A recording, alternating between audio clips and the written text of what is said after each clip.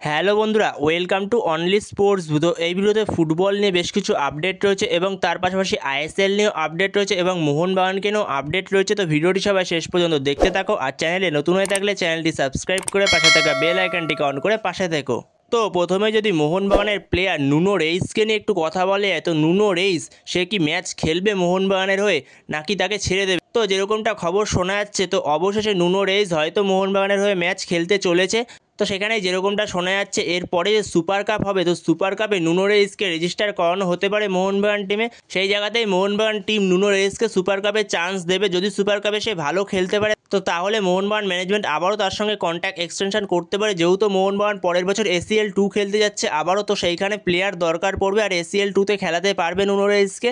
তো সেখানে ACL 2 এর জন্য আবারও তার সঙ্গে কন্ট্যাক্ট এক্সটেনশন করতে পারে। এখন নুনো রেইসের ব্যাপার, নুনো রেইস থাকবে কিনা, কারণ একটা সিজন যেহেতু সে পুরোপুরি বসে থেকেছে, তারপরেও সে থাকবে কিনা মোহনবাগান টিমে এটাও তার একটা কথা। কারণ নুনো রেইসের মাথায় এটাও থাকতে পারে, তাকে যেহেতু ACL 2 এর জন্য কন্ট্যাক্ট এক্সটেনশন করাবে, তো সেই জন্য ACL 2তেই খেলাবে শুধুমাত্র নুনো রেইসকে। সে কোনো রকম ISL এ খেলতে পারবে না। ISL এ যে 6 জন বিদেশি রাখা যায়, তো 6 জন বিদেশিকেই রাখতে পারবে, তো নুনো রেইসকে তো রেজিস্টার করাতে পারবে না। তো সেই জায়গায় তো সেখানে নুনো রেইস থাকবে কিনা সেটাই একটা সবথেকে বড় প্রশ্ন।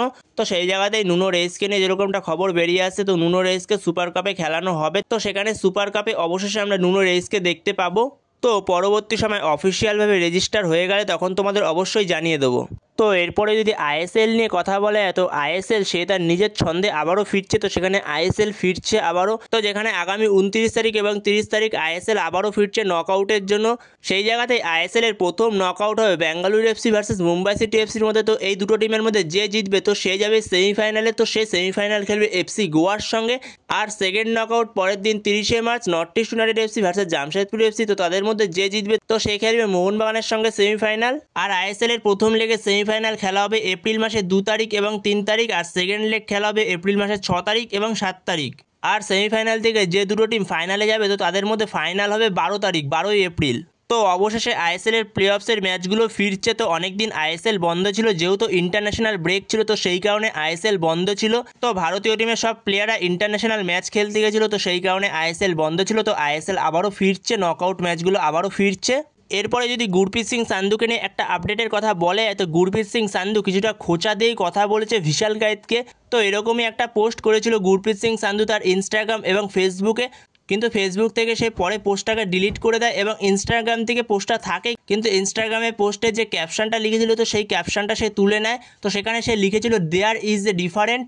তো সেখানে গুরপ্রীত সিং সান্ধু কিছুটা ভিশাল কায়েতকে খোঁচা দিয়েই বলেছে এই কথাটা, যেহেতু ভিশাল কায়েত আগের দিন বাংলাদেশ ম্যাচে কিছু ভুলভ্রান্তি করেছে প্রথম দিকে, তো সেই কারণেই তাকে খোঁচা দিয়ে কথাটা বলেছে Gurpreet Singh Sandhu there is a difference. যেহেতু গুরপ্রীত সিং সান্ধুকে টিমে নেওয়া হয়নি ইন্ডিয়ান ন্যাশনাল টিমে, যেহেতু তার ফর্ম খারাপ যাচ্ছে, তো সেই কারণে তাকে নেওয়া হয়নি। তো এর আগে গুরপ্রীত সিং সান্ধু অনেক ভুল করেছে।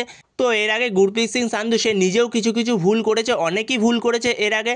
যেখানে এর আগে একটা ম্যাচের কথা মনে পড়ছে, যেখানে সে অ্যাসিস্ট করে দিয়েছিল বক্সের বাইরে এসে বল ক্লিয়ার করতে গিয়ে, তো সেইটা একটা ভুল ছিল গুরপ্রীত সিং সান্ধু। তো এর আগে যে সুযোগ পেয়েছিল, তো সেই সময়কার কথা বলছি। তো সেইখানে ভিশাল কায়েত সেকেন্ড ম্যাচ খেলছে, তো সেই কারণে হয়তো সে একটু নার্ভাস ছিল, তো সেই কারণে তার একটু ভুলভ্রান্তি হয়েছে, কিন্তু পরের দিকে সে সামলে নিয়েছে। তো যেখানেই বাংলাদেশ ম্যাচের পরের দিকে সেকেন্ড হাফে দুরন্ত একটা সেভ করে ভিশাল কায়েত, তো সেই জায়গায় ওই সেভটা না করলে যদি ওইখানে গোল হয়ে যেত হয়তো ভারত হেরেও যেতে পারতো। তো সেখানে ভিশাল কায়েত হয়তো কিছুটা ভুল করেছে প্রথম দিকে, কিন্তু পরে সে সামলে নিয়েছে। তো সেখানে গুরপ্রীত সিং সান্ধুর মতো একজন বড় প্লেয়ারের থেকে এরকম মন্তব্য আশা করা যায় না। তো এরপরে লিও মেসিকে নিয়ে একটা আপডেট বেরিয়ে আসছে, যেখানে লিও মেসি সে ভারতে আবারও খেলতে আসছে। তো এরকমই খবর বেরিয়ে আসছে। তো সেখানে লিও মেসি শুধু একা না এবারে, তো লিও মেসির সঙ্গে তার পুরো টিম, আর্জেন্টিনার পুরো টিম খেলতে আসছে ভারতে। যেখানে কেরালাতে একটা ফ্রেন্ডলি ম্যাচ অনুষ্ঠিত করা হবে, যেখানে কেরালার ফুটবল টিমের সঙ্গে আর্জেন্টিনার টিম খেলবে। কোচি স্টেডিয়ামে খেলাটা হতে পারে যত সম্ভব 2025 সালে অক্টোবর মাস নাগাদ এই খেলাটা হতে পারে। তো এরকমই কথাবার্তা শোনা যাচ্ছে। তো এখনো পর্যন্ত এটা কোনো ফাইনাল না, জাস্ট শোনা যাচ্ছে যে অক্টোবর মাস নাগাদ হতে পারে এই ম্যাচটা, যেখানে মেসির আর্জেন্টিনা দলের সঙ্গে কেরালা দলের খেলা হতে পারে অক্টোবর মাস নাগাদ। যেখানে মেসি এর আগেও খেলতে এসেছিল ইন্ডিয়াতে, যেখানে জওহরতি ক্রীড়াঙ্গনে সে এর আগে খেলে গেছে 2011 সালে মেসি। তো সেই সময় তখন ভেনেজুয়েলার সঙ্গে খেলেছিল, তো 1-0 গোলে ম্যাচটা জিতে গেছিল আর্জেন্টিনা। তো সেই সময় আর্জেন্টিনা দল ভেনেজুয়েলার সঙ্গে 1-0 গোলে জয়লাভ করেছিল। তো তারপরে আবারও 14 বছর পরে, তো দেখা যাক আবারও মেসি ভারতে পা রাখে কিনা। তো সেই জায়গায় এরকমই খবর বেরিয়ে আসছে, মেসি আবারও ভারতে পা রাখতে চলেছে। শুধু মেসি না, মেসির সঙ্গে আবারও পুরো আর্জেন্টিনা দল ভারতে পা রাখতে চলেছে। তো সেখানে দেখা যাক, পরবর্তী সময় অফিসিয়াল এই ব্যাপারে কোনো আপডেট আসলে অবশ্যই তোমাদের সাথে শেয়ার করে দেবো। তো বন্ধুরা, এই ভিডিওতে এই পর্যন্তই। তো এই ভিডিওতে এই আপডেটগুলো নিয়ে আলোচনা করার ছিল। তো ভিডিওটি ভালো লাগলে অবশ্যই লাইক, শেয়ার, সাবস্ক্রাইব করতে ভুলো না। তো নেক্সট ভিডিওতে দেখা হচ্ছে, ততক্ষণের জন্য বাই বাই।